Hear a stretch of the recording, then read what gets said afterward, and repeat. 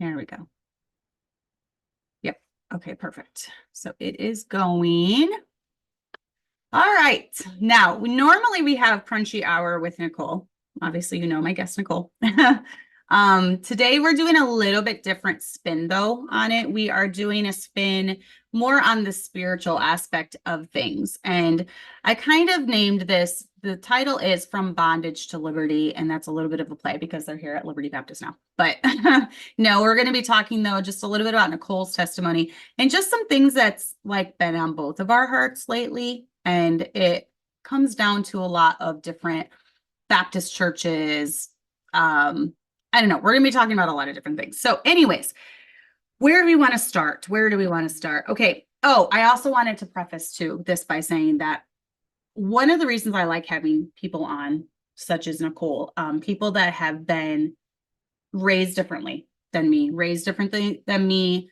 I feel like a lot of women, and I've gotten emails about this, a lot of women have a hard time relating to me in a way. Yeah. Because, and they think I'm going to be, and we'll talk about this. There are some churches that are like this. They think I'm going to judge them. Yes. Or look down on them, or they have a tattoo and I'm going to be like, oh my goodness, because no tattoos, tattoo, whatever. They just don't know me, first of all, because I'm not like that. But, they also think that I'm not going to understand maybe where they're coming from. So I like to have people on like Nicole or anyone that has a different experience than me. I was obviously saved when I was 4.5. I was raised in a Christian home. I married pure. I was, kept from a lot of the different sins, never drank, never smoked, all that stuff. And that is not being said in a way to elevate myself. That's just for the grace of God, there go I. I was just raised in that, So a lot of it is because it was given to me. I was raised in that environment. So and you didn't squander it. No, and I didn't squander it. So obviously there were choices along the way, but I was given a lot. And to whom much is given, much is required. That's my mindset on it.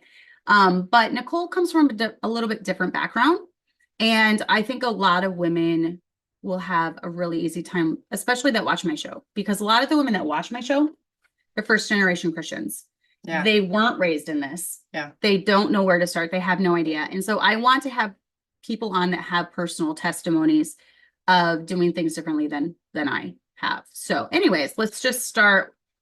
Have we ever done like a show about kind of your journey? Way back when we were at the old church and I first started coming, we did a show, but it was more based on herb stuff, I think. But I think I threw in some of my testimony with paganism. Yes, because you came out of that. Yes. When you were doing the herbs and stuff. Yeah. But yeah, so basically your testimony, mine is the exact opposite in almost every single way. Yeah. I was not raised in a Christian home. All of my parents, I have a mom, a stepdad, and my biological dad. None of them are saved. We did have Catholicism as the overshadowing, like religious, that would have been a part of our family. But my parents were very much like just go on Easter and Christmas to make grandma and grandpa happy. Right. So that's what we did. Because my grandma and grandpa were very devout Catholics, like I was the first grandchild, so they were my godparents. And like, so it was expected of me to do CCD and have first communion and do all that kind of stuff. So I did do that as far as religion. But very funny point that I always like to put into my testimony, because I think me and the Lord get a kick out of it. Is my first confession in Catholic school was I was the last one to go up because I thought it was bogus. I saw the hypocrisy even as a young child, like in everything that was in that church. And so I didn't want to go up, but my mom was like, well, you have to. So I was one of the last kids to go up. And the priest is like, tell me your sins, child, or whatever. And you have to do this in front of the whole congregation. And I literally looked at him and I was like, I don't believe in Jesus. That's a big sin if you're getting ready to do that. I was a little bit of a smart mouth. And so that was my first confession. And he gave me a long response of how Jesus is like the gas pedal of your car life, and you won't get anywhere without him. Which is strange for a young girl to use a car reference, but I think that's all he had. Right. So, but yeah, so that was the extent of my, after First Communion and CCD, I wasn't really expected to do any other thing, and we didn't go to church regularly. But when that left me vacant, as far as life purpose, and then my life took a very dark turn in my teen years, as far as I think sometimes, especially for teen kids, they're searching for meaning. If you're a latchkey kid, like I was, you don't have your parents. I was an only child, so I didn't have siblings to relate to. Yeah. I was really alone, and every child wants a sense of belonging. Yeah. That's what you're searching for. That's what you want. And so that just leaves you with so many questions. And I'm also not content. I like to ask a lot of questions.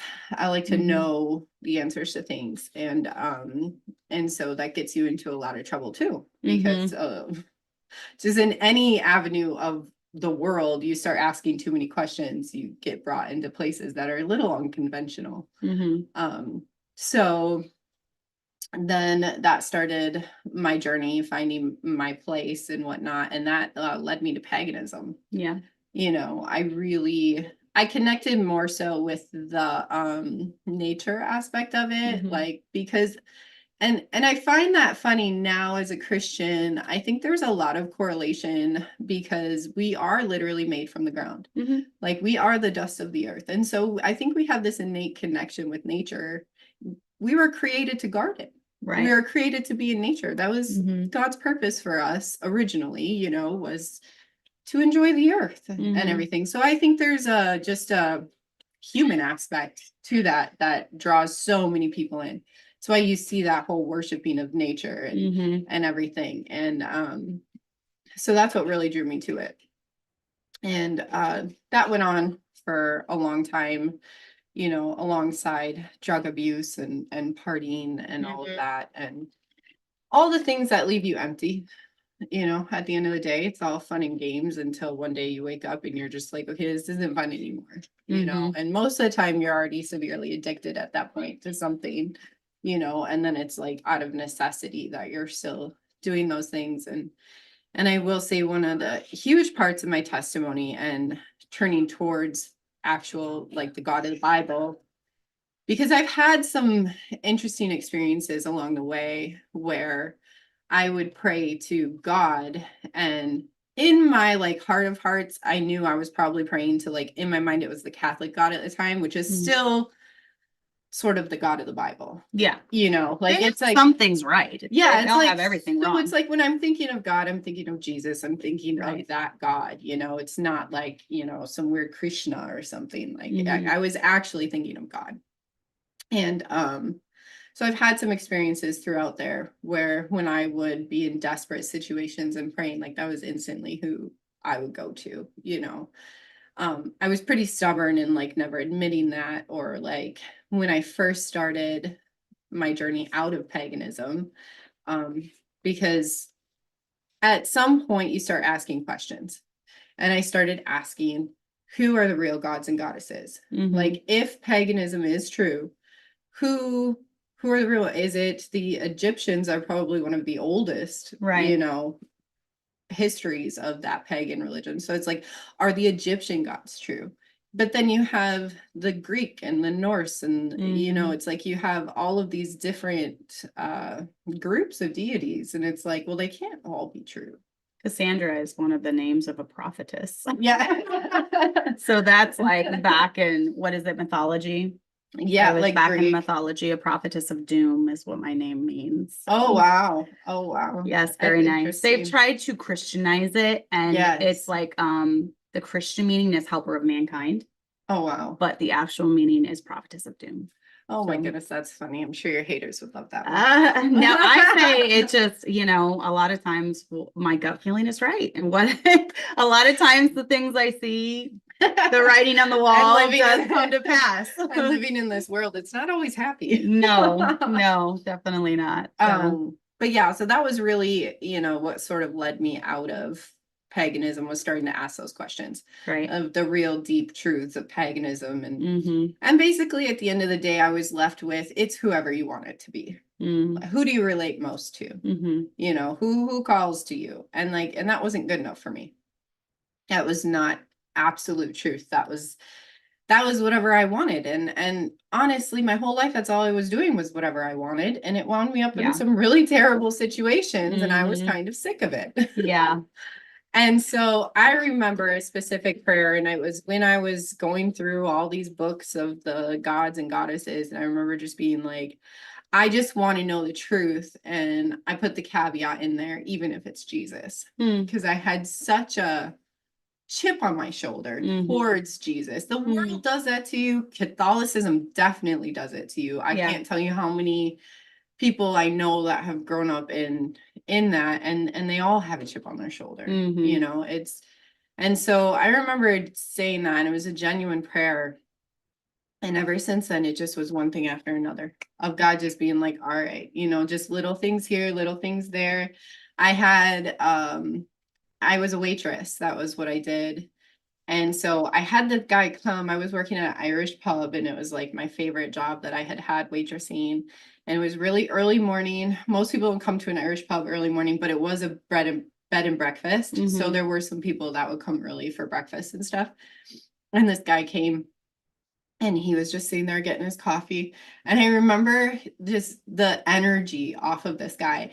It was strange and it was intense. And he looked at me and he was like, this is meant for you. Like, this is for you, and I had been left thousands of tracks as a waitress.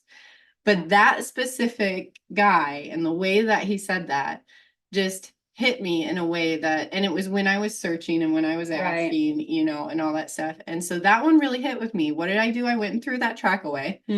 But that stuck with me. It was the guy, it was the way he said it. And that was just another push, another nudge. And then I wound up meeting my husband. Actually, I met my husband well before I started searching. He was my ex-boyfriend's childhood friend. Okay. So he was in and out ever since I was dating that guy. He was always over. But I never really paid much attention to him until later on. But he was the only Christian I knew. And so when I started searching, then I started asking him questions. And I was like, oh, why do you hang out with us? You're a Christian. Like, I was like, that makes absolutely no sense. Like, we are like the bottom of the barrel here in the slums, it's like, why are you even here? I had lots of questions for him, and he answered them all as best he could. He could not give me a clear presentation of the gospel.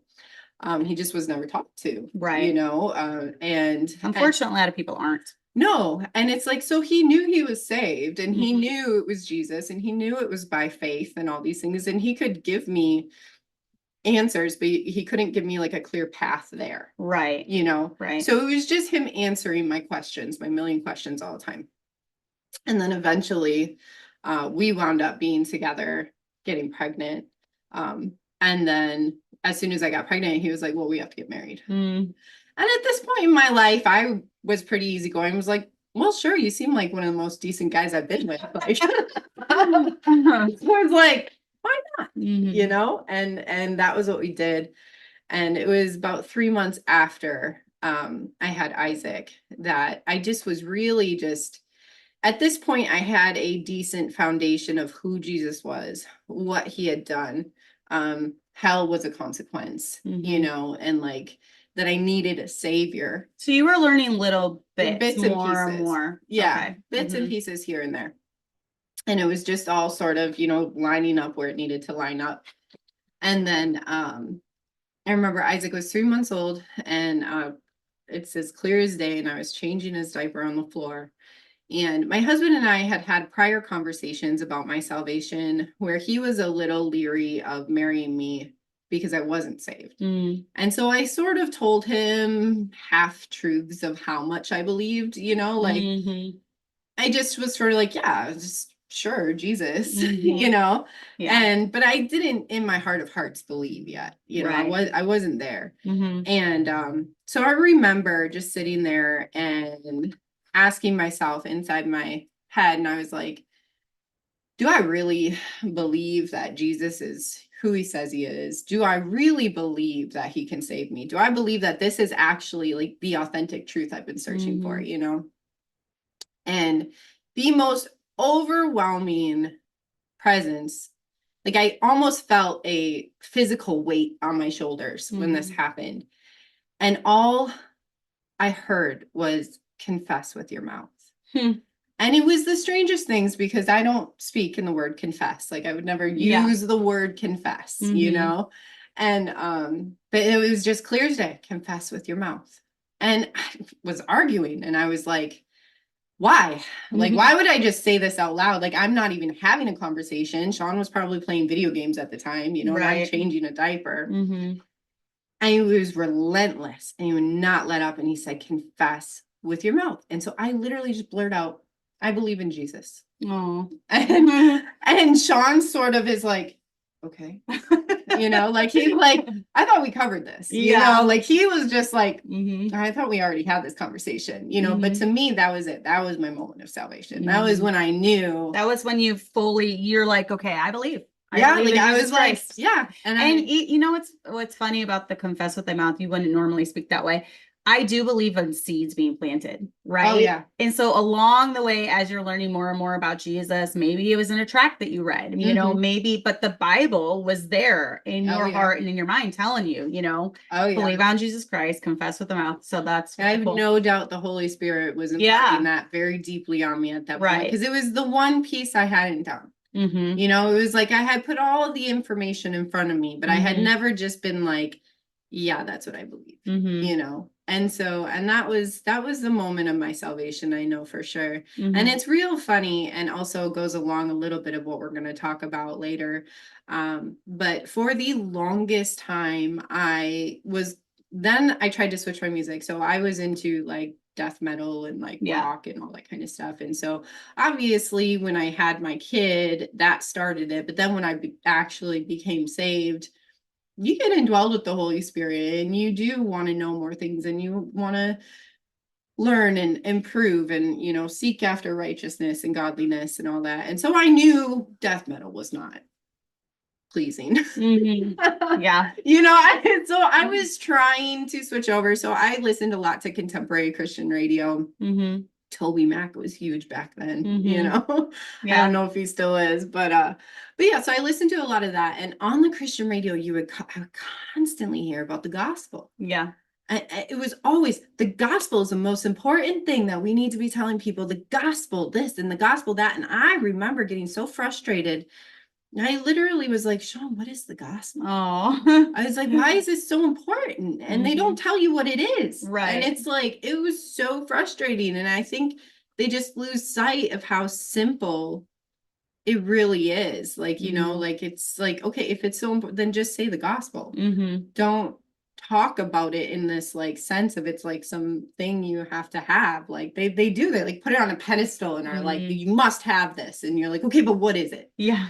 You What know? is it? If anyone's watching that doesn't know, the gospel is basically story of the death, burial, and resurrection of Jesus Christ. Yeah. That is the gospel. It's telling people about that, but it's telling people, it's giving them a clear plan to Yes, it's like the path. yes, It's the pathway path to salvation. salvation. Yes. You know, that's why it's like the Romans road, you know? Right. So it's like you're a sinner, you need salvation, you know, Jesus brought it, it's not by works, it's your belief in him. It's that clear, which is what I never got. I always got bits and pieces, but because I'm such a relentless, like knowledge hog, like I just kept going and going and going. And so I got there eventually because and not seek and you shall find. Yes, and not everyone would have. I think there is a void in all of us. Yeah. That if it's not filled with Jesus, a lot of people do try to fill it with things. And I think you were trying to fill it with different things in your life.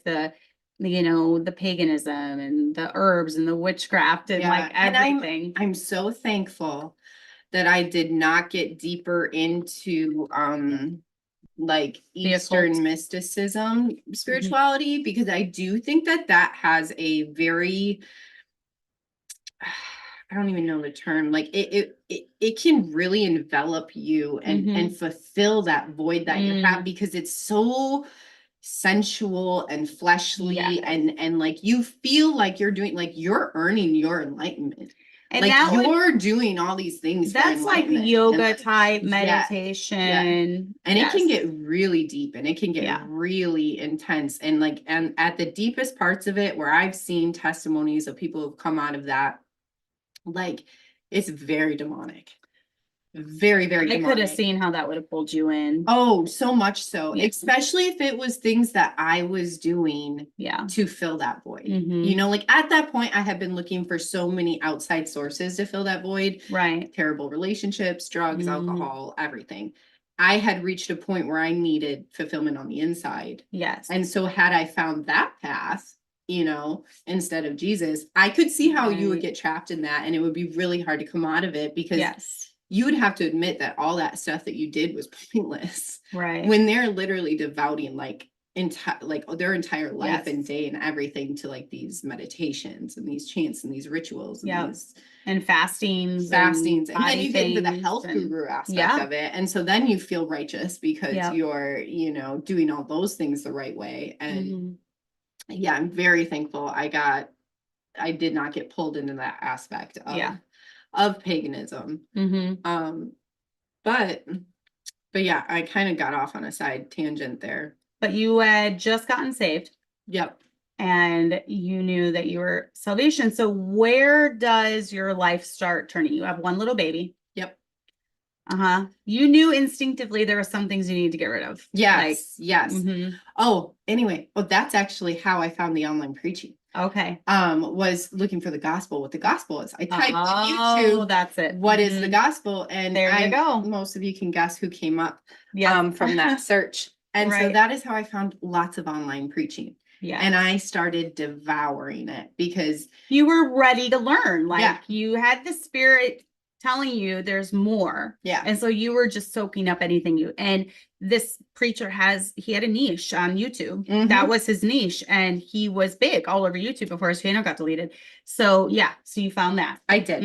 Yep, I did. I found that. And there's so much, like I said, I was like a glutton for truth. Yes. Like, so there's so much truth that it was like my cup overfloweth. Like I couldn't get enough, and it was just fulfilling everything I had been searching for. And so I binge watched online preaching. That happens for quite a bit. You're not the only one. For years, you know. And of course it's that classic sort of, I feel like in a lot of the scenarios, especially earlier years, we're talking a decade ago, it was a lot of women doing that. It was and trying to get their husbands to do, and that was my scenario, to get him on board.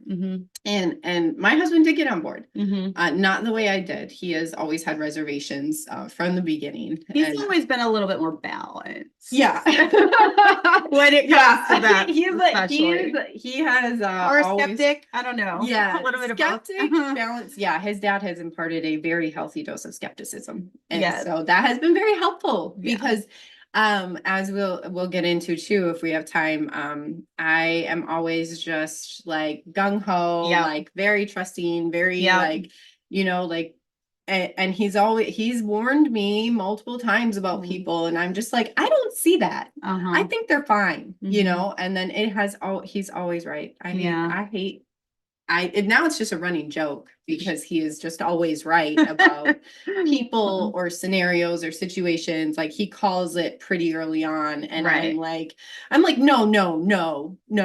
And then sure enough, give it a year, and you know, something comes out.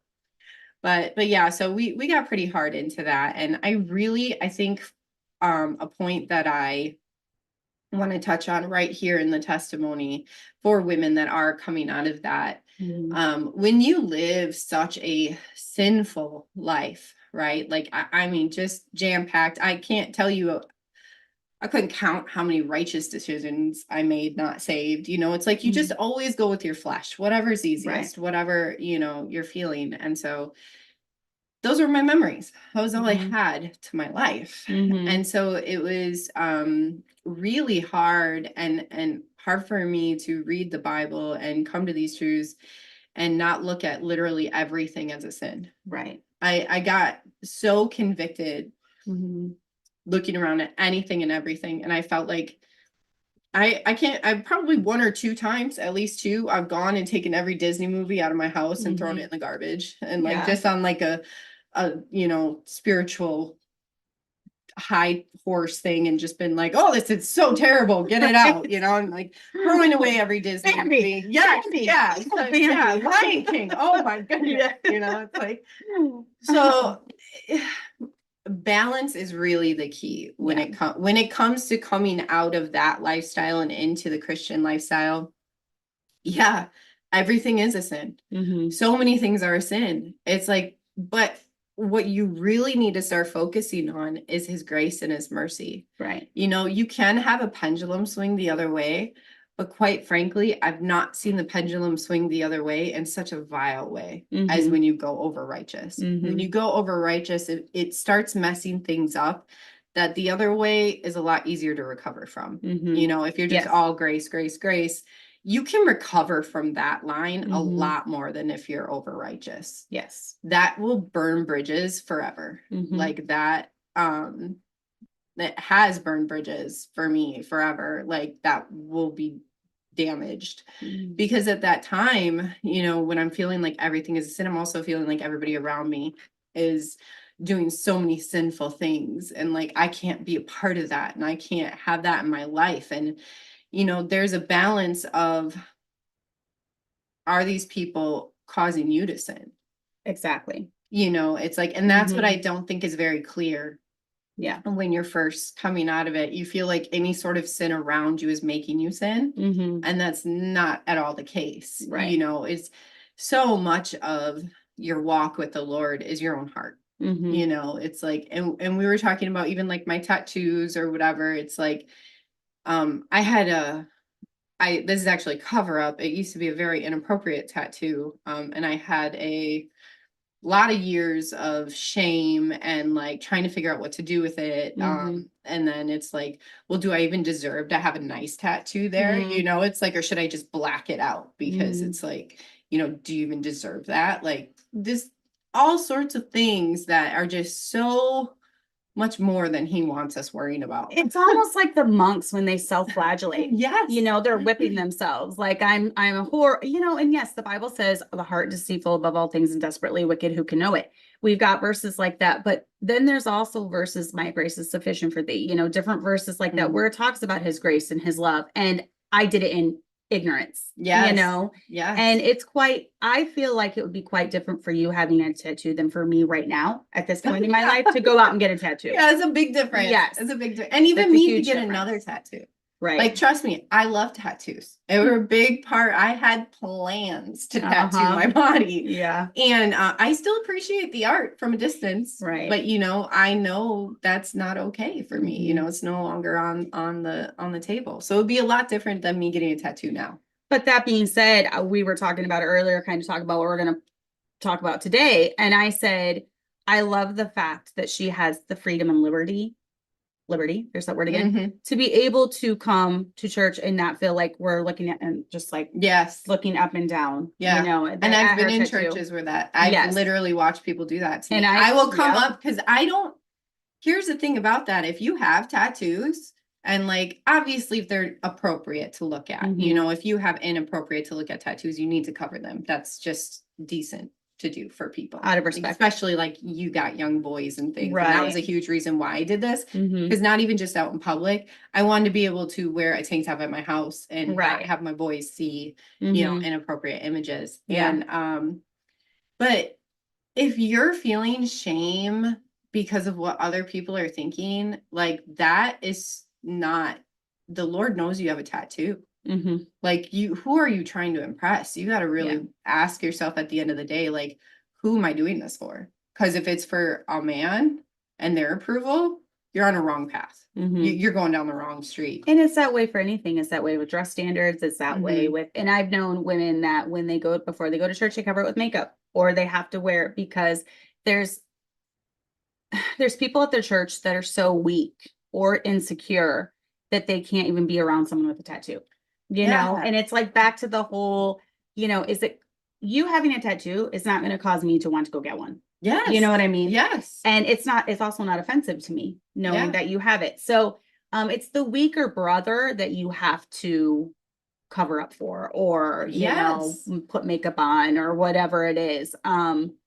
So yeah, but there are Baptist churches that it's like that. Yeah. And I understand like the whole verse of not causing your brother to stumble. Right. But there's a certain degree where it's like, I'm not doing anything wrong by Right. wearing a t-shirt or a shirt that shows my tattoo. Mhm. Like now, if I were like, I don't know, they use eating meat, right? So it's like if he was a vegan and I'm sitting there with a steak in front of him and being like, man, really missing out with this steak. Like, I'm not sitting there being like, you wish you had a tattoo, don't you? Like, you know, like that's what that would be like. But, Right. you know?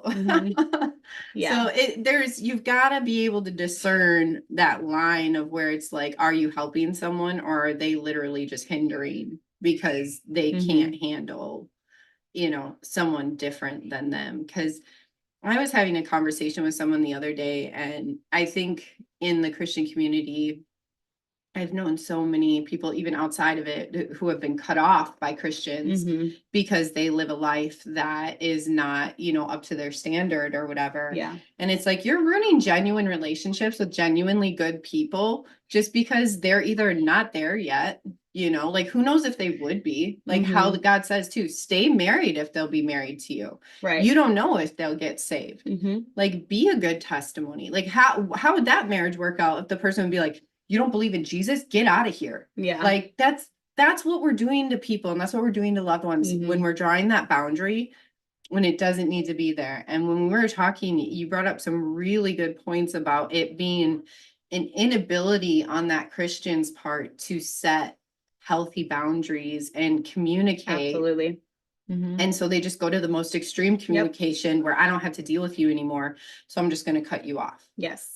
Because it was like, I was like that when I was in that stage, when I was just. So you're listening to all this preaching, you're soaking it up. Yeah. And what did that do to the relationships in your life? I cut everybody out. Yeah. I either cut them out or I pushed them so far away that it was, you wonder why people think you're in a cult.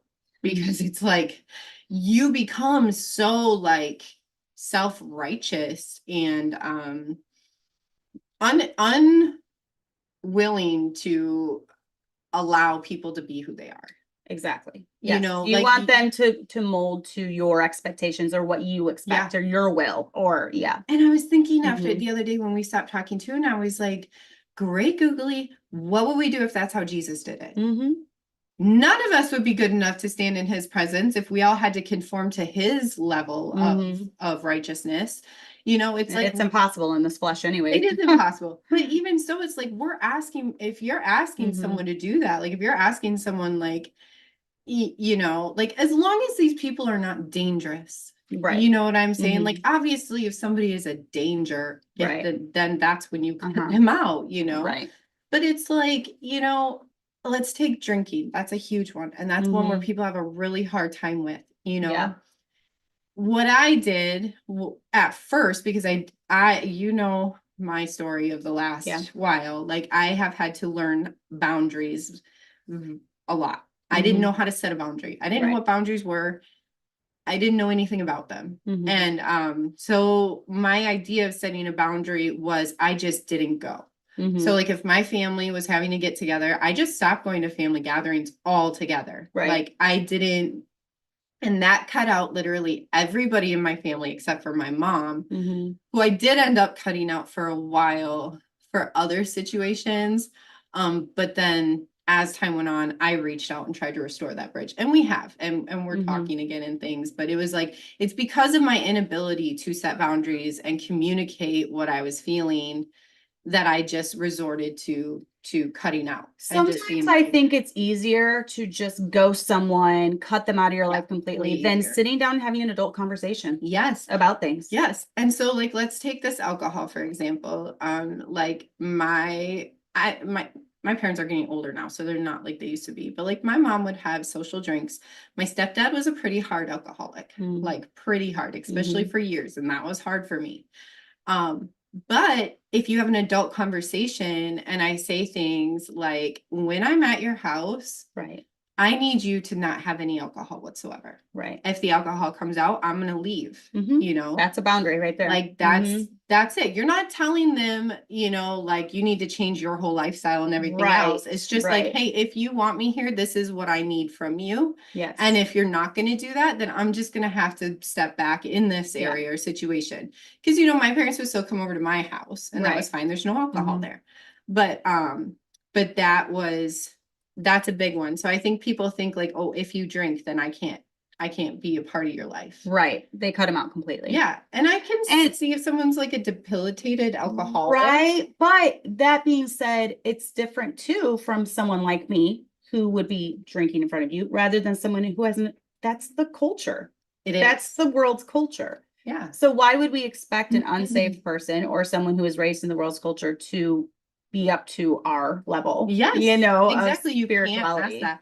And I'm not one for lifestyle evangelism, but I can tell you that lifestyle evangelism in the other way has been so detrimental. Mhm. Like I know people who deliberately will not step foot in a Baptist church Mhm. ever again, no matter the Baptist church, just because of the experiences that they've had. Yeah. And so it's like Yeah. my own family, my husband's family, they don't go to church because Mhm. of the terrible and they have had terrible experience. I have had terrible experiences. We have been attacked and kicked out. And then, Yeah. you know, I don't know if we want to get into that. I don't know how much time we have, but yeah, we've been kicked out and betrayed by churches. And honestly, most people would have just stopped going to church. Yeah. Most people would have just been like, okay, I'm done, you Mhm. know. But we found you guys Mhm. and you were kind of like our last resort. You were. Had you been crazy, we would be up in You'd be- Wisconsin in the country not going to church.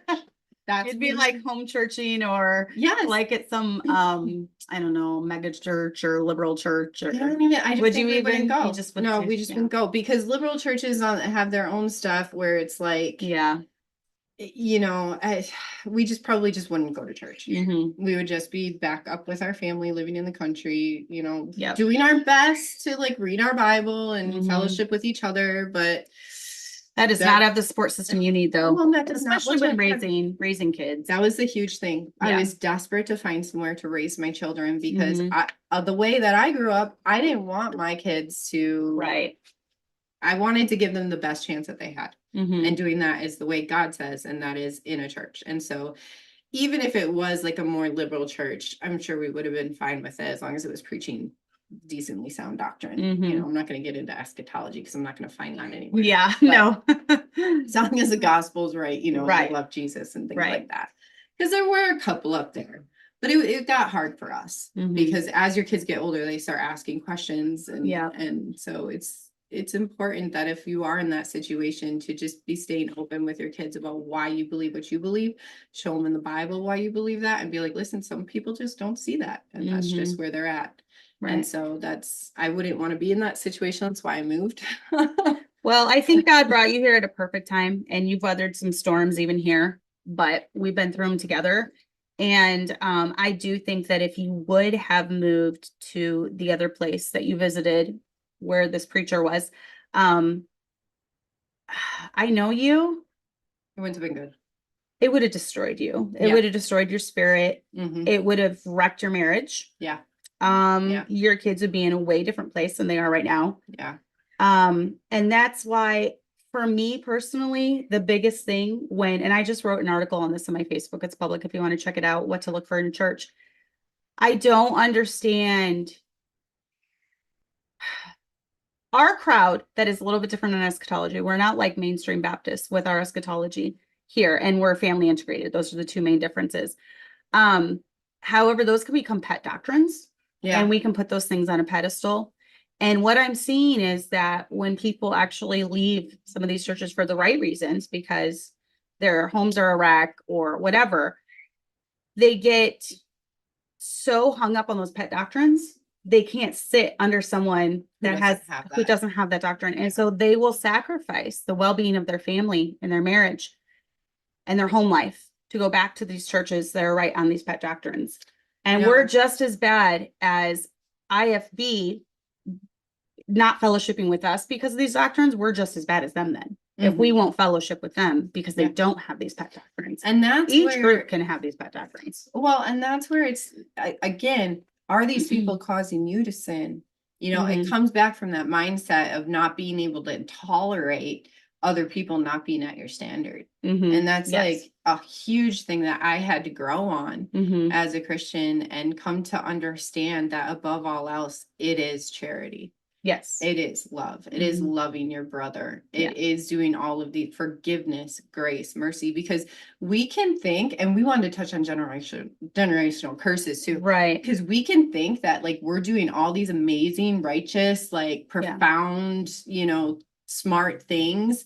And at the same time, we're being so detrimental in a different area when we're over here trying to fix all this and we don't even see what we're doing over here. Right. Not until years later and you start seeing those consequences come out. You start seeing the fruit of it. Yeah. And it's like you're so hung up on this one thing where it's like God made it so simple. Like he really did. What is the greatest commandment? Love the God with your whole heart, mind, soul, and love your neighbor. Yep, those are the two. And I can tell you on this hangs all the law and the prophets. And I can tell you in all the bad experiences that I've had and all the like relationship damage that I've dealt with and like all this kind of stuff, you know what was missing? Love. Yes. Love. I just didn't love enough, you know, or those people didn't love me enough. Or, you know, it was like, that's what's missing. Yeah. It's like, and I don't want to sound like one of those, you know, grace, grace, grace, grace, grace, love, love, love. But that is such a pivotal point that I feel like sometimes Christians, especially in this area, they almost have an aversion to love and grace. Yeah. Because they feel like, oh, if I give in here or if I have mercy here, like then all this is going to go and the law goes and it's going to be pure chaos because I had mercy. Yeah. You know, it's like, have mercy on your kids. Have mercy. Like we want mercy. I want mercy. You know, I want love. I want grace. And that's the biggest thing I think in my testimony and in the growth, because that was another kind of bondage. Oh, absolutely. You know, it was like I went from bondage of sin to bondage of afraid to sin. Yeah. You know, and bondage of like, oh my God, everything is a sin. Right. And it's like, you can't live like that. And just cutting anyone out of your life. Like, let's burn these bridges. Let's burn these bridges. Let's be harsh here. You know, they don't see things from my point of view. I'm going to be harsh, you know? Yeah. Well, and it's like, and I understand sometimes like in your Christian walk, you grow, you become more convicted on things that you might not have been convicted on before. And so you have a higher standard, your convictions get higher. That does not mean that everybody around you has to grow with you. Right. Or have like, or even see it. Like, let's say it's black and white and you are trying to talk to somebody and you're like, listen, the Bible says this right here. If they're not seeing it, they're not seeing it for a reason. They're not ready. You know, it's like so many people are not on the same page as us. We're all walking this life on a different level and a different part of consciousness. You know, it's like, and you have a different walk with the Lord. And so it's like some people might not be ready for that little bit of information yet. It's like you have to have grace and mercy for your brother, sister, family, whoever, you know. And I would much rather have my family feel safe reaching out to me than be over righteous and be like, well, I don't have that vile person in my life anymore. You know, like, thank goodness, you know. And because you need to be able to communicate and set those healthy boundaries. If there's going to be drinking at an event, I don't go. You know, it's like, and there are certain people that I have cut out and I will remain cutting out, you know, but we're talking reprobates and things along I mean, those obviously lines there's like, but however many of you, I've never seen so many people that have so many reprobates in their family. There's so many reprobates. I think it's a very small percentage. I don't think it's as big as you're making it out to be. Yeah. And so, it's quite clear, you know, it's quite clear if someone is that kind of reprobate and but I think beyond that, it's like I really hope people can understand grace and mercy before the strictness of the law. Right. And that it's the spirit behind. I check the spirit. I do spirit checks is what I call it. When it comes to anyone that I'm going to be taking advice from, I check their spirit. What's the spirit behind it? What's the motivation behind it? You know, Is there love behind this, or is it just hatred? Yes. Or are they trying to elevate themselves? Are they trying to elevate pet doctrines? I mean, what is the driving force? Do they truly love me? You know what I realized too, because we've done, you know what we've walked through. Mhm. We've walked through a lot of people turning on us Yeah. a lot of times. And what I have really come to ask is, was that malicious? Mhm. Was what they did a malicious intent? Mhm. You know, because, and some of the people turned out, I genuinely don't think they were malicious. I just Mhm. think they're just not very intelligent. Mhm. You know, and a lot of times I think that's genuinely more so the case. Right. People are, for lack of a better word, sometimes really stupid. Yeah. And do stupid things, and they don't think things through. And were they really being malicious? Mhm. You know, it's like, And that comes back to what we were talking about too, the toxicity. You know, the new catchphrase is everyone's toxic. Like, Yeah. I have to cut this toxic person out. But at the end of the day, we're all humans. yeah, We we're all have toxic to bad, some yes, degree. we all have bad traits. We all are a work in progress. Mhm. And so you have to be really careful about being so quick to bring down the hammer or bring down the axe or just burn bridges. Is this something you can work through? Is this something you can talk through? You know, we're And so even afraid of conversation. Yeah. And even stepping back and being like, hey, for my sanity right now, you're not going to see me a whole lot. I Right. need to take some time, and I Mhm. got to do some self work, you know. And that's what I think people are so hung up on what other people are doing. And it's like, have you done some self checks? Right. Have you checked in with yourself? Mhm. Because I can tell you, in all of my relationships and everything else, it's like I'm solid 50%, if not more, Mhm. Oh yeah. part of the issue. Of course. So it's like, Marriage problems too. Exactly. It's like, it's like, okay, there might have been some horrendous things going on, but Mhm. it's like, if you're not first looking at yourself and being Mhm. like, where can I work? What can I do? What boundary can I set to keep myself healthy Mhm. with allowing this person to still be who they are, and Exactly. like not burning bridges and not being overly cruel, Mhm. because we have enough cruelty in this world. Yep. And it's really bad when Christians are doing it to other Christians. We have such a bad testimony. It breaks my heart. Yeah, it's The embarrassing. church has such a bad testimony right now. Baptists do too. IFB. No, Baptists have some of the worst. I'm Yes, not even gonna they lie. do. Just coming. Sorry, guys. Yeah, We just do. coming from the outside. And I still have friends that are not saved. I have some Mhm. friends that are saved. And I didn't burn bridges with these people because they don't believe like me. No, I have Mhm. some very close friends. One of my best friends is not even saved. And her biggest hangups are these personality types representing Christianity. And I am constantly telling her, do not let man's faults, that's not God. That's Right. not Jesus. Like, yes, this is supposed to be an ambassador for Jesus, and this is supposed to be an example of his love. And it was a terrible example. Yeah. This was a terrible person, and they shouldn't have been like that. Mhm. But it's like, then they put that on Jesus. And it's like, so just remember that, like, we are ambassadors, and sure, love and strictness and sin and all that kind of stuff. But above all else, what is his message to the people? It's love and mercy. Right. He sat down with sinners. He sat down at tables with these people. He sought them out. He told his own family to, no, you wait while I sit here with these people. Right. It's, and I hate the testimony of the church in the world. Like, I'm gonna cry because I see it affecting so many people from salvation. Yeah. Yeah, there's tissues there if you need them. Oh, it makes me so mad. I cry when I'm mad. Yeah. But yeah, so that, like we said, this has been on our hearts, and I have recently been talking to people that just, they just don't even want to think about it really, because of the testimony that they've had with people inside the church of just cutting them off and just having nothing to do when they didn't even do anything wrong. They were just being themselves. They were living their lives. Exactly. And I think self-reflection is what we need, and just focusing on us and our families, right? Yes. And that we were talking about this earlier. There's been different situations where my kids have messed up and sinned, her kids have messed up and sinned. And in some churches, they're like, oh, you cannot be around the Shepherd kids, or you cannot be around the McMurtry kids. Like, that is a bad influence. No. See, for me, my kids, we have an expectation of the McMurtry kids. I Yeah. don't have an expectation of the Shepherd's kids because they're not my kids. So I don't worry about them. Now I know Nicole wants to know if something happens. So I tell her. I want to know if my kids do something. So she tells me. But because I'm secure in what I'm teaching my children, Yeah. I don't fear. I'm not going to fall back on, oh, well, they learned it from Nicole's kids. Yeah. It's their fault if they do something, first of all. Exactly. And And they need to learn to live real life. They need to Mhm. learn to be around people that are bad influences sometimes, Yeah. or that do things differently than Yeah. we do.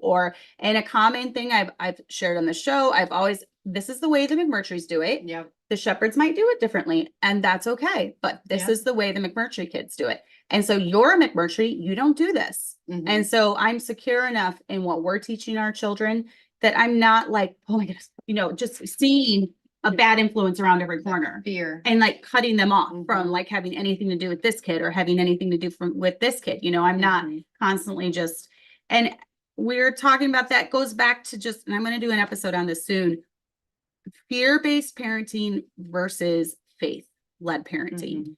Mhm. And there's a lot of parents that are parenting out of fear, and some of it is insecurity. Yeah.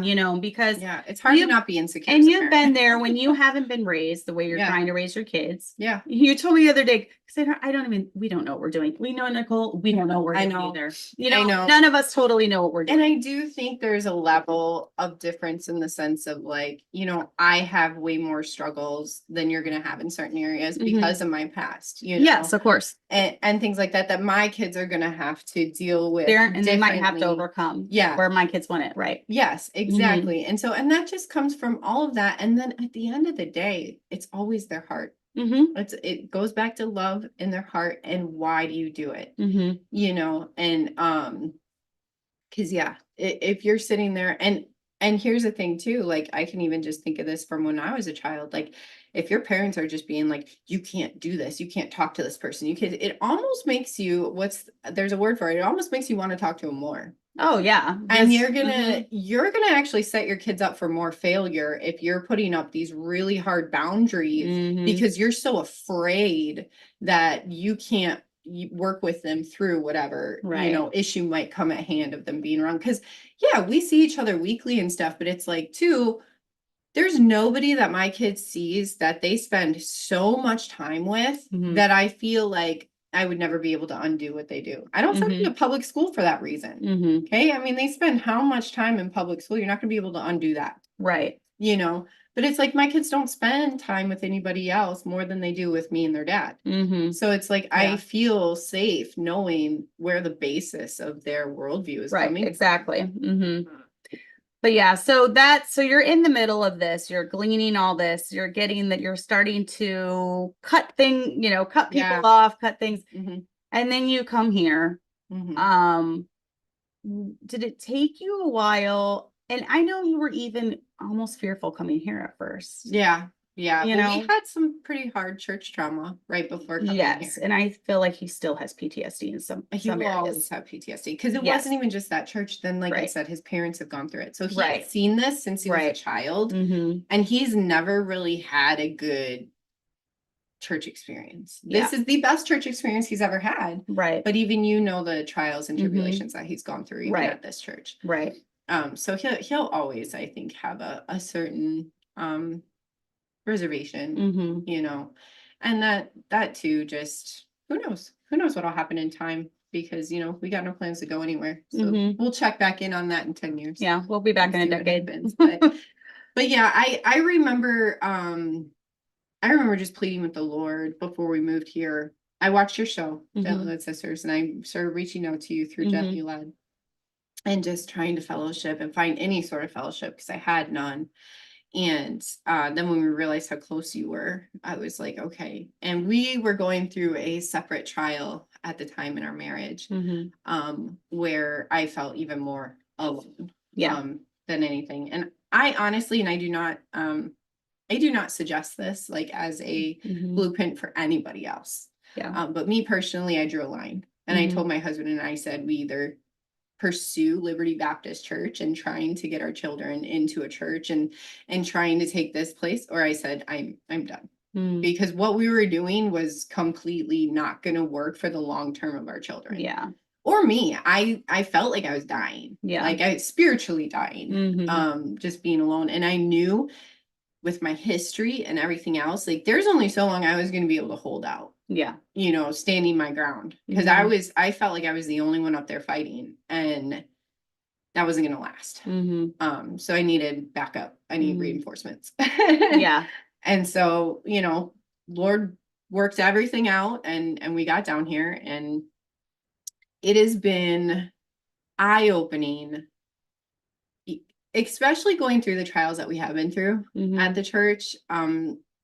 What happened was really big. Like Sean and I were watching you guys closely, how you handled the situation. Yep. Because that told us a lot. Always watching. Yeah. So is everyone, you and the rest of the world. I know.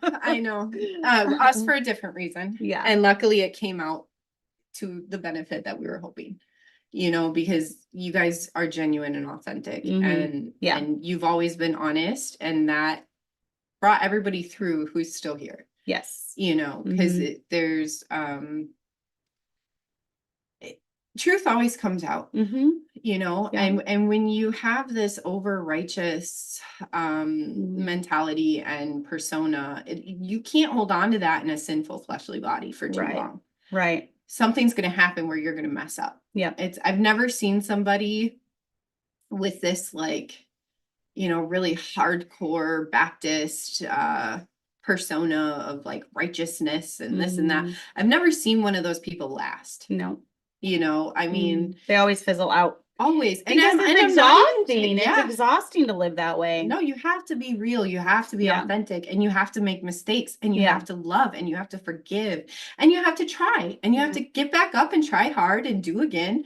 You know, it's like, that's the walk. That's the race. That's why everybody gets exhausted and quits. And he's like, no, don't give up. You know, it's like, because it's just a constant battle of being beaten down and getting back up. And that's what we're in. A righteous man, what is it? Falleth? Is it 7 times? Yeah. And yeah. So you're going to fall. A righteous man is going to fall. And about that verse too, which really stuck with me years ago, was lucky is he that has a friend to lift him up. You know, because that was back when I had no friend to lift me up. Yeah. And it was like, I had online friends, but I bless their heart. It's not the same. It's not the same as a local church with flesh and blood people. No, it's not. And I can guarantee if we were not in a local church, flesh and blood, we would not be here today. Oh, absolutely. No. And yeah, there's a huge difference. And I see it in our kids, because it gave them a level of stability in a really unstable time. Yep. Because you don't come from a background like I do, without a lot of trauma that you, and I hate using the cliche words, but it's true. You have trauma, but you have to work through it and heal. And that comes with a lot of instability and chaos and stuff going on while you're working through that. It's never pretty. It's never black and white. It's never easy. It's messy and dirty. And you know, you got to have some of that stability, and people who aren't going to judge you, people who aren't just going to turn their back on you and be like, oh my goodness, like, you know, you vile person. How she and her family are one of our exceptions to the rules, because most of the time when you walk through the biggest valley of someone's life and you know every nitty-gritty thing about their life and their personal life, and they're humbled in a very humbling way. They can't handle it. We just have this natural pride in us, and we want people to think good of us. We want people to, and they stuck around. Yeah, we made it through. You made it through. And yeah, there are exceptions to the rules, because there's been so many other families in the past that we've had to counsel with, and it's like, and I tell them, I'm not going to think differently of you. We all have sin. We all have bad things in our lives. I'm not, but they don't believe me. They don't believe us. Yeah. And they end up turning it on us, honestly. And we're like, you can be honest, not the other way around. Yeah. But it's an embarrassment. They get embarrassed, and then they have to leave. And because they don't feel like they can live with us knowing, oh my goodness, they're human. Oh my goodness, they mess up. And I think that's, you know, to my benefit of being very open and authentic and trusting, like that. I've never been afraid to tell people my faults. Mhm. Like my No, faults are yeah. open Mhm. and honest. But I love that because we all know we have them.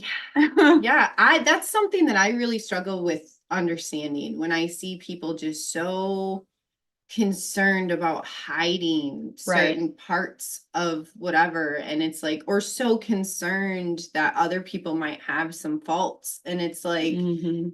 we live in a real world, like, Yeah. and not only that, this was another thing that really brought me to Christianity, was understanding the curse. Mhm.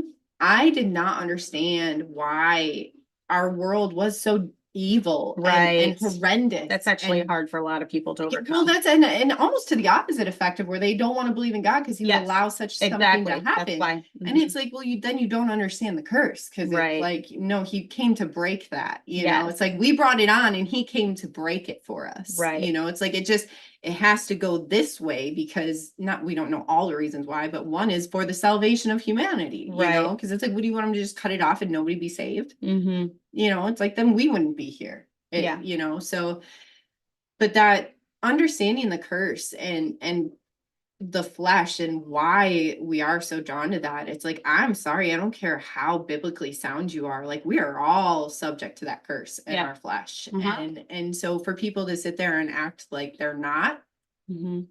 I don't understand that. To act like I've done everything right with Yeah. raising my kid. No, I haven't. No one I've raised has. 4 good kids and I have no idea how. Yeah. You know, at the end of the day, I know less now.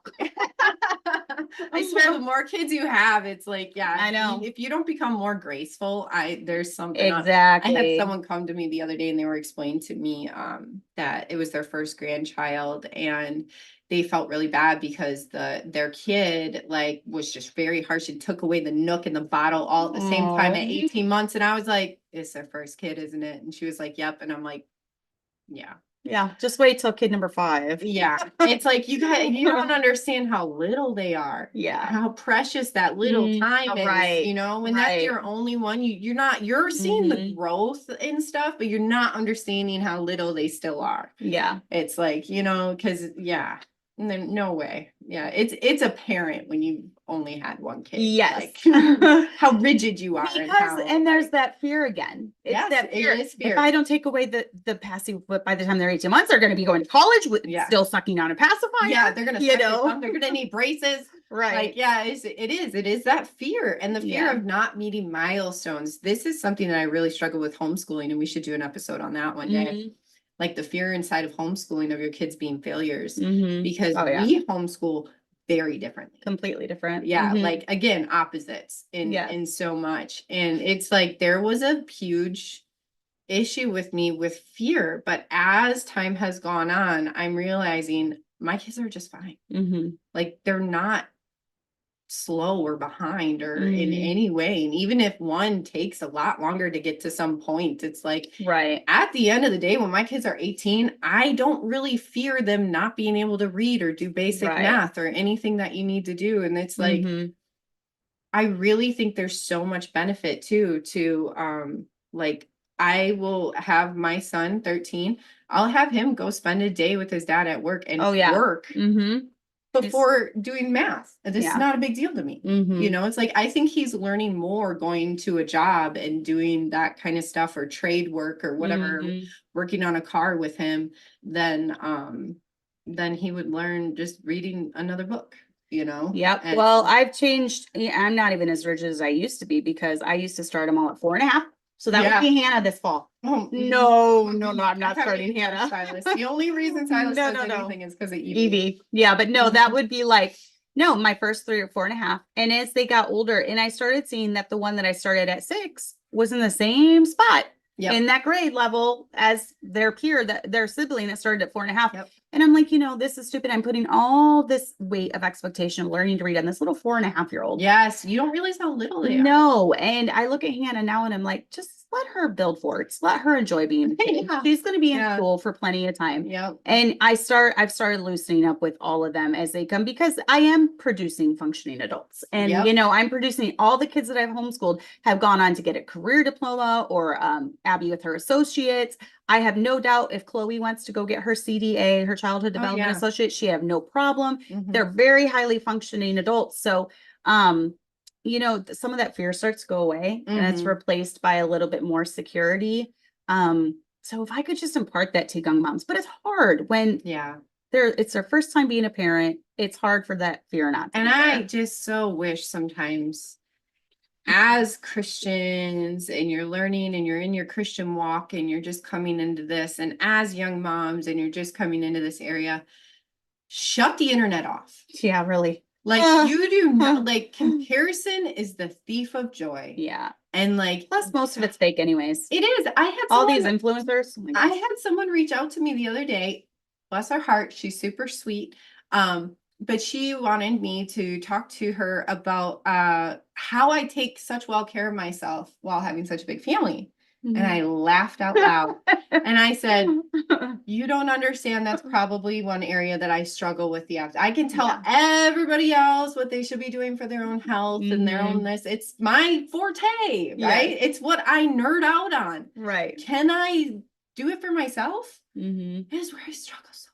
Yeah. And she was like, well, it's really funny because from watching your internet page, I would really think that. And I said, well, I put the best of me out there, you know, it's like, we all do. what are you going to What are we going to do? Like record us losing it? Yeah. And then post that? Yeah. It's like, so just remember, these are people's Yeah. highest achievements. Exactly. We highest highlights. achievements. It's a highlight reel. Yes, it is. It is their highest. So when you see them, like, you know, with their kid doing this amazing thing at this age, just know that that is their highest bar. And we're going to have a high bar. It might not be that. Mm-hmm. You know, we're going to have something else that's really high. Everybody has it, you know. Yeah. It's like, so yeah, it's like, don't sit out there and be watching this online stuff and comparing yourself or your family or any of it, because And then it's a matter of priorities. I'm sorry, but I'm not going to do a million reels with all my menu plans and my sourdough baking and like fitting into this mode of the transformed wife, perfect homemaker, because I'm pouring myself into other areas. I might not make sourdough every day like Nicole does,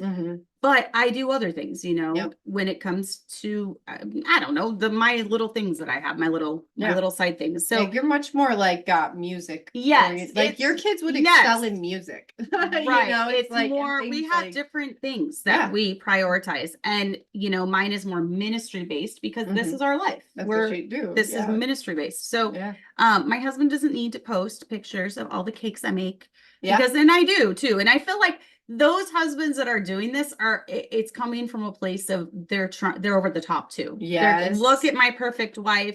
Dude, no one thinks you have a perfect wife. None of us are perfect. So no.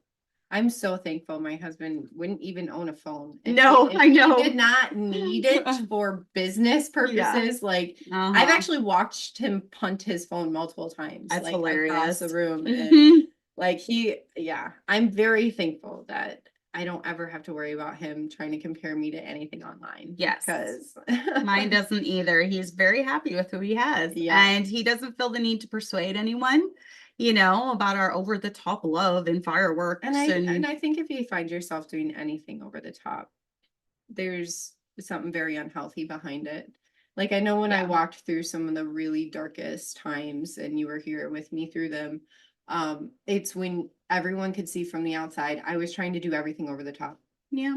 I was trying to excel at everything outside. It was how I was dealing with the turmoil in the back. And I feel like it's almost a defensive mechanism. It is. Because if I can do all these things, I don't have to think or worry about or deal with the chaos. Right. So it's like my personal life. Yeah. And just remember that when you see people that are over the top.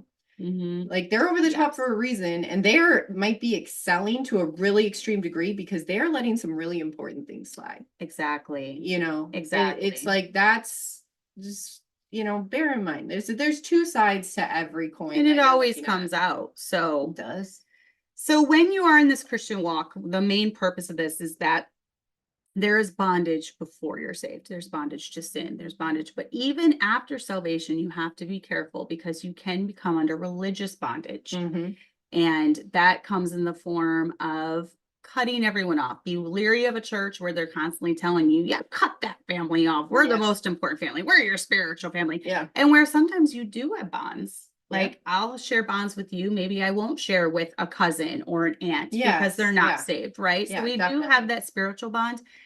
But not every person is toxic. Not every person is a narcissist. Not every person. And that's why you got to look at it. Is this going to cause me to sin? If being around this person, are they going to cause me to sin? Yeah. Or am I weak? Am I so weak that I'm going to sin when I'm around this Yeah. person? And sometimes you are. Like sometimes you are. That's where a healthy self-reflection. It's like, so for me, like mine wouldn't be my family drinking, but if I started hanging out with a friend my age and they started having a glass of wine or this or that, I would have to be real careful. Because, you know, it's way easier for me to be around some retard that I'm not around all the time who's acting like an idiot than I am just one person having one glass of wine being like, you know, that kind of stuff. Because it's, you gotta be real mindful of You have to know yourself. You do. And your struggles. And I think that's where we talked about originally. If this is how you're communicating and you're doing this because you can't have those adult conversations and whatever, that is a thing of self-reflection. Yep. Because in self-growth where you need to be looking at yourself because you need to be able to be having healthy boundaries with people that are not the most extreme answer. There are extreme cases where an extreme answer is the correct one, but those are so much rarer than we're seeing today. You're seeing everybody just be like, oh, cut them out. I know. No, family means nothing. That's not true. Family does mean something. It does. It does. And being a testimony, you know, why I got so worked up. I mean, just remember at the end of the day, we are ambassadors. We are a testimony and we're not going to be perfect. But by golly, you don't want them thinking how mean and nasty and horrible that Christian was. Yeah. You know, you want to leave the situation with them being like, oh, they were nice. They were loving. You know, you don't have to get close to people to be nice. You don't have to do that. You don't have to put yourself in a compromising situation to be nice. Like, and you can speak truth without being nasty, without resorting to personal attacks over things they can't control. This is a whole nother topic because that's something that I might be overly nice sometimes when I'm talking to people where I almost you are very, very nice. I know. I might leave too much leeway for people. like where you're sometimes very, very nice. I'll come to Cassandra and I'll be like, okay, do I have to set a stronger boundary here? Because it's like I feel like I might have to set one, but sometimes you need a second opinion because it's like, you know. And I'll be like, hey, Nicole, does this seem a little too harsh? Yeah. I'm pretty good about like wording it a lot nicer, but still getting a clear, like, okay, this is the issue, you know? Yeah, I've become good at that. So but now obviously you are not, hopefully 10 years from now, you are further along down this path than you are now. And hopefully I am, you know, we're all works in progress. And beware of the one who thinks, okay, first of all, who just overcompensates, beats their chest. They're so hardcore. They're so over the top. They don't need any family. They cut them all off, you know. They're usually, there's something hiding that they're not showing or they're doing that to compensate in some way. But then beware of the one who thinks they have arrived as well, because none of us have arrived. Whatever problems I have now, I might not have had 5 years ago, and in 10 years, I'll have different problems that I might not have now. And it's, you know. Because life is always changing as well. And the relationships you have right now with your kids, they're going to look different in 5 years as your kids grow up and mature and they throw different sets of problems at you in different situations. I can already see the tides turning with Isaac being 13 and Eve being 11. And it's like, we're reaching into those teen years and I can see the issues changing, Just you know, buckle up. The simplicity of young tantrums comes to light because it's, you know, it seems overwhelming and it is to a certain extent, but it's physically and mentally the loudness that still gets me, like it's the chaotic. screaming and but that's a different level to deal with. And when you're worried about like with the teens, like here, I'm like, okay, these are like foundational thought processes. Like, you know, it's like, I'm much more worried about how their thought process is forming on certain situations than, you know, my 4-year-old who's screaming about a Exactly. treat. Like Little kids, little problems, big kids, bigger problems. yeah. So, and bigger problems that are going to shape who they are as adults. Yes. You know, Yeah. so there's a lot, Definitely. but then that just comes to keep doing what you know to do. You know, if you're not in a church, please get in a church. And So much. I don't care if they are different than you on eschatology. Would you please just get in the church? Yep. Be a good church member, sit down, shut up. And I be a have met, blessing. even in those really terrible churches where I had all this church trauma and the eschatology was different, we made some really good friends Mhm. that, like, were we still in the area, they would Mhm. still be our friends to this day. So Yeah. it's like, even inside those churches, you may not connect with maybe the higher ups in the church Right. or whatever, but there are going to be some laymen's in those pews Oh yeah. that you and your family can connect with and fellowship with and start building your own small community. You know, and things like that, and be a blessing to the church in that way. Right. You know, it's like it's not always just the pastor and Right. and his family or whatever. You know, it's like it's a whole community, and I can guarantee God is good, and He will help you find where you need to be if you're following His will, and bring at least someone into your life where you can fellowship and be strengthened together, because He tells us it's not good for us to be alone, and there's a reason for that. Yeah. You know. And you just have to prioritize what's important to you. For me, raising a godly family is like, woo, way, way, way up there. It's Yeah. like loving God with all my heart, soul, and mind, and glorifying Him with my life, and having a good marriage is number one. That's at the top. Raising good kids is right next. So I'm going to go to the place that has a pastor who has the fruit I want. Yeah. I'm not going to go to a place where the pastor has raised kids, the type of kids I don't want to raise, you know? And that's kindness and love. Because I can tell Right. you, in the churches where I've seen, and those kids were older, they weren't nice. Like, their Right. kids were not nice. Maybe the younger ones were, because they're so little yet. Right. But when you start hitting teen years and they're rude and callous and cold and standoffish, Bullies. yeah, that's not the fruit that you No. want No. to be having. So Right. it's really, I mean, if you get into a church and they might be, you know, off on some stuff, but by golly, they're super nice and kind and loving, Yeah. you found a gem. Yep. Like, you found an absolute gem, and you should Yeah. cherish it and maybe be a blessing in a way. And just be content, you know, so much discontent. And most people, the average turnaround of going to church is 3 to 5 years. They get discontent and then they look for greener pastures. So, but your kids are really only, if you want to raise functioning, solid kids, they're only going to take about 1 or 2 serious moves. And then Yeah. once they get into those teenage years, that's going to be a lot harder on them because they have yeah. solid friendships. Yeah. And so we always tell parents, your kids can handle 1 move. But Yeah. if you start moving them around every I'm 3 really to 5 thankful years, we moved here when our kids were all little. young. All young. Yeah. I Yep. think they were all like under 10. But even now, they might be able to tolerate 1 move. But if you kept moving them, Oh, it no. would not be good. No, it's such a foundation for them to feel like they belong. Right. Your kids want to belong. You give them- Everyone wants to belong. Yeah, everyone wants to belong, but Yeah. kids so much so will Yeah. be. That's why they're so drawn away. Yeah. You know why what's a parent's worst fear? Their kid running off with the wrong crowd. Right. Why are they doing that? Because they don't feel like they belong Right. where they're at. So it's like, you know, just again, love and cherish and make space for forgiveness. I think that's such a huge thing. Like, and something that I'm always stressing in our family is, it's like, okay, my brother and my sister did this, when it's little things, you know, but I'm always just like, forgive them. Forgive them and let it go. Yeah. It's like, this is on you. Yeah. Like, you know, everybody's gonna do stuff and annoy you and whatever else. It's like, you have to forgive them. I mean, I was thinking about this earlier when we were talking about the different eschatology things. Let's sit down and do a study on all the times in the Bible we're told to put up with each other and dwell in unity and forgive and have kindness and have compassion. And then let's compare how much eschatology is talked about. Yeah. You know, Oh, that's yours. I was like, I don't have my little ones. That's Santa. Yeah. Let's look at all the times that eschatology is talked about, and let's compare what is the weightier of the two. And what is more drastic? Love, forgive, fellowship, or be absolutely correct on every single thing? Exactly. I mean, I can think of verses where it says you can have all prophecy, you can have all knowledge, you can have all wisdom, but if you don't have charity, you've got absolutely nothing. Exactly. You know, it's like, I'm gonna text Chloe and tell her to come get Hannah.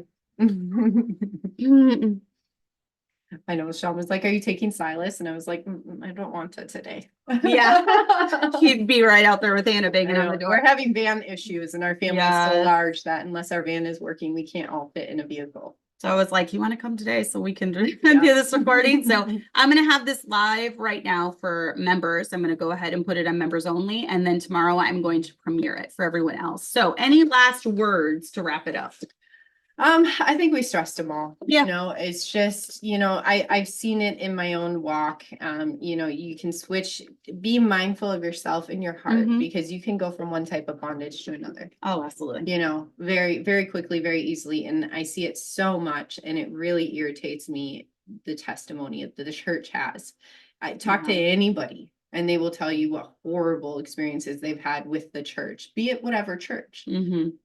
I'm sorry, the church has the worst testimony ever right now. And that's because of us. I'm not saying like each individual person, but like we all cumulatively lead up to that. Collectively. And so we need to be that change. We need to be that difference. And that's something that I really personally am convicted on doing and trying to help and be a part of the community. Because also in what I do with herbalism and stuff like that, community is big to me. Reaching out to community, helping the community and that kind of stuff. So it's like that goes right in hand with that. And hopefully want to leave being a good testimony for Jesus. Yep. And I can tell you, Nicole has a great heart behind it. So I often say that I love Nicole because she's unoffendable.